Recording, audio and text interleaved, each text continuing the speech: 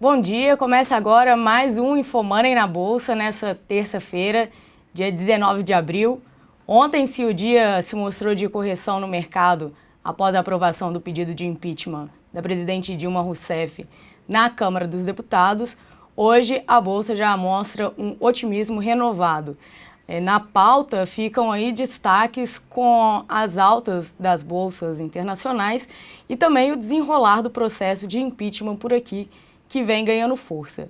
O cenário que vem se traçando é que o impeachment da presidente Dilma fica cada vez mais evidente, cada vez mais difícil o governo conseguir afastar essa tese. Ontem, vale destacar aqui já na pauta duas notícias políticas que prometem aí reagir e refletir no mercado. Ontem, o ex-presidente Luiz Inácio Lula da Silva se encontrou com representantes da esquerda e para uma reunião que durou por mais de 4 horas.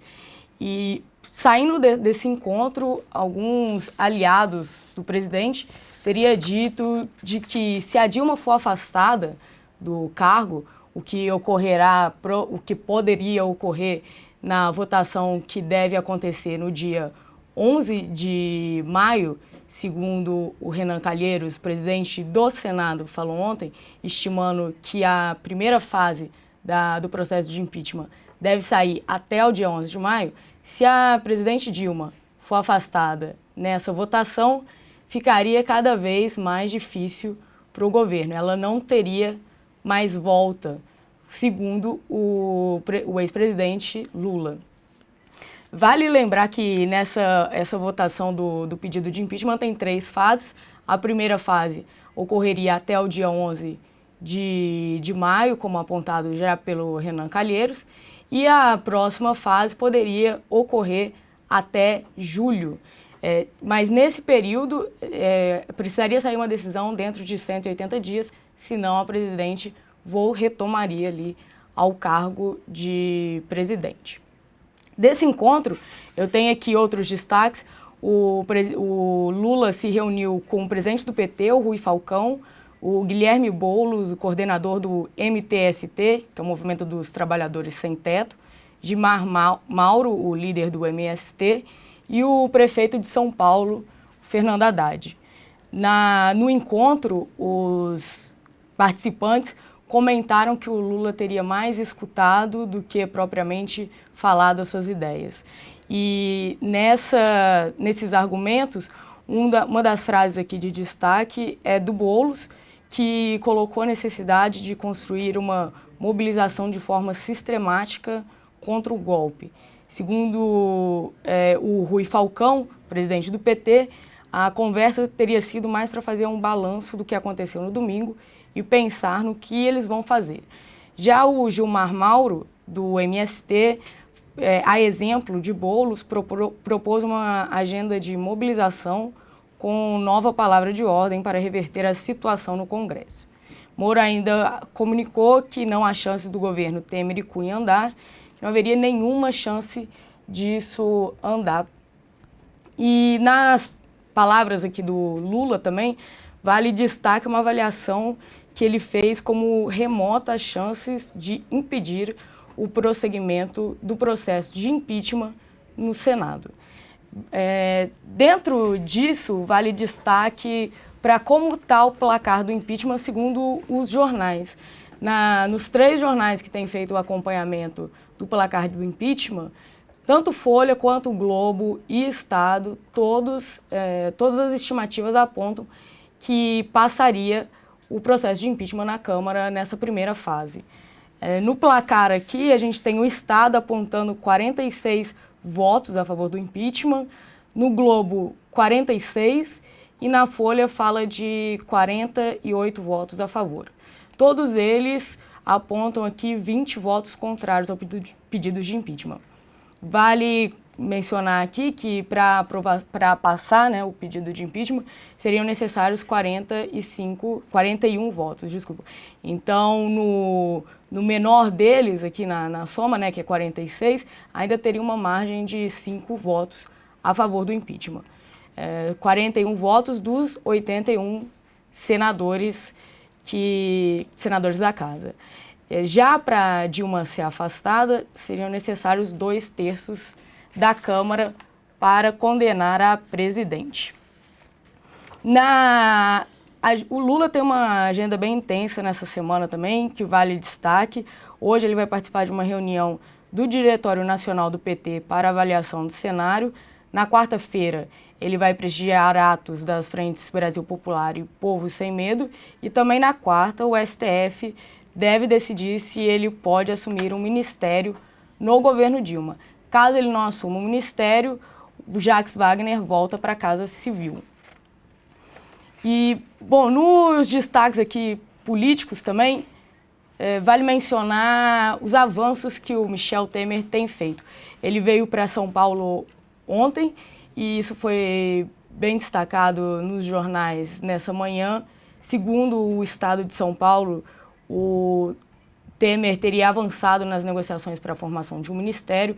Ele estaria traçando ali 3 eixos principais para um eventual governo, que seria economia, infraestrutura e a área social.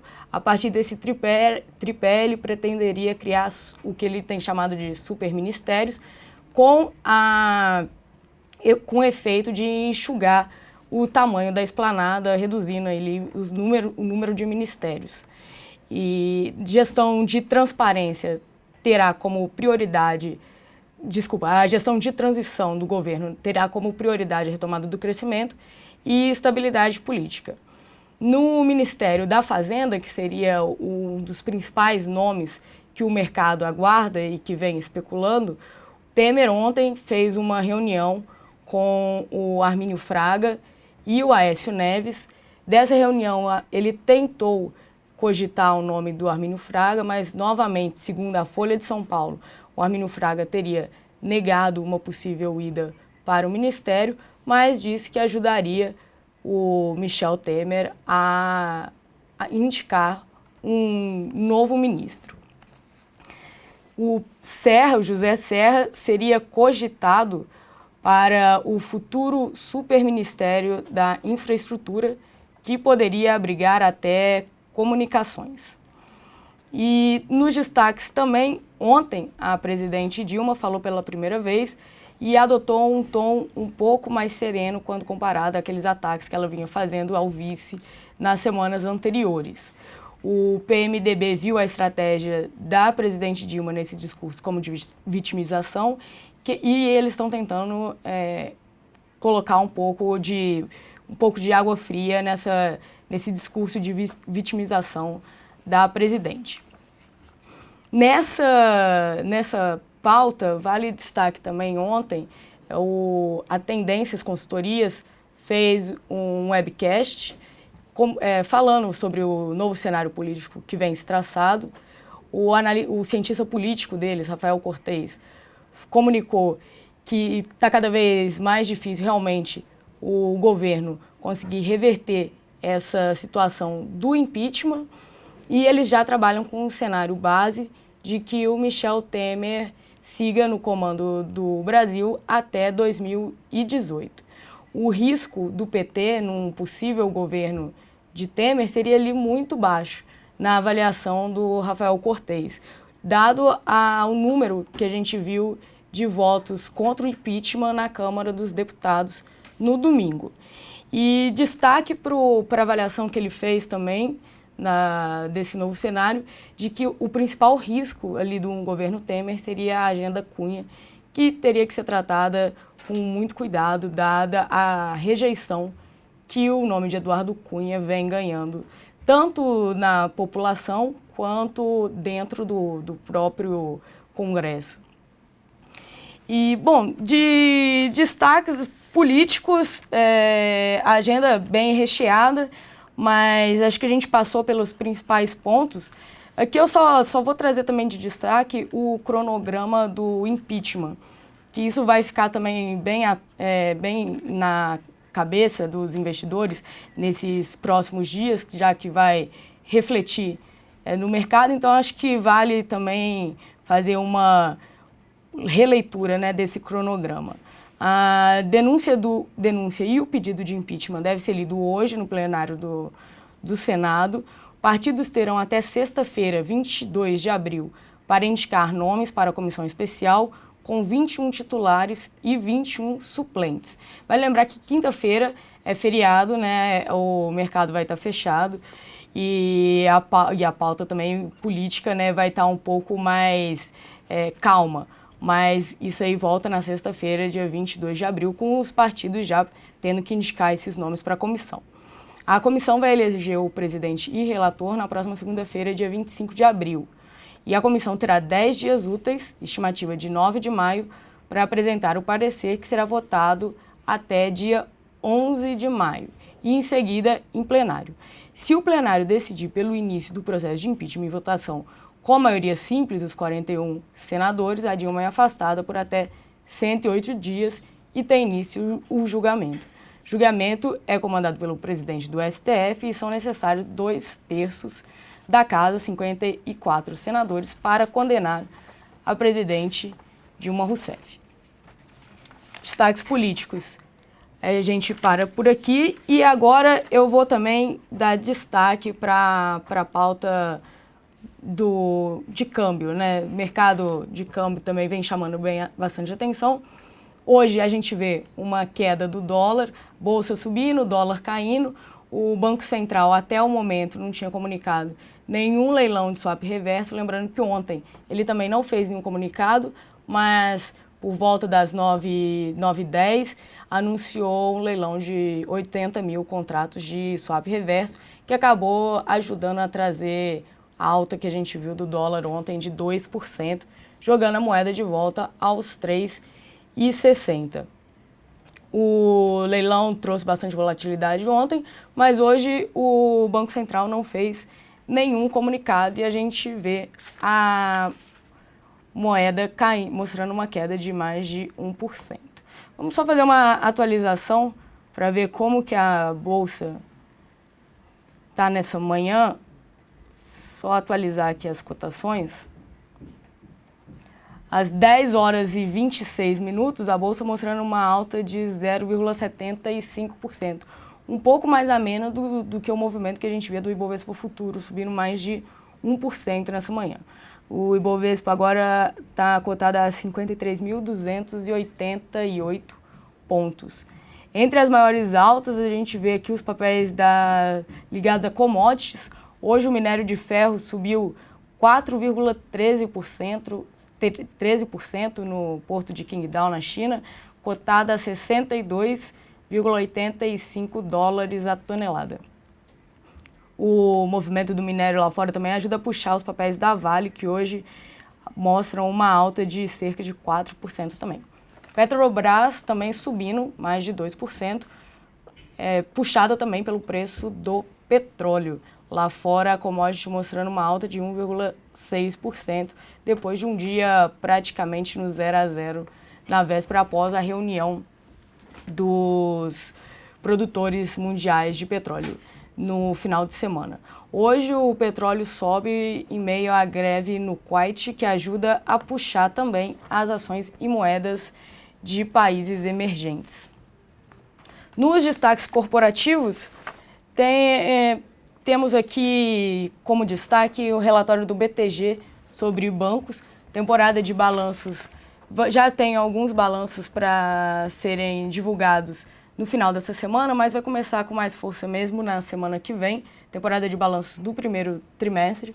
O BTG fez um relatório hoje sobre o setor financeiro e apontou aqui que a desaceleração de crédito mais provisões mais altas devem seguir pressionando o ROI, que é o retorno sobre patrimônio líquido dos bancos. O BTG vê o Banco do Brasil e Santander como possíveis decepções desse primeiro trimestre. O Banrisul seria o único banco da cobertura do BTG onde eles esperam uma melhora sequencial no lucro, mas o ROI seguiria baixo.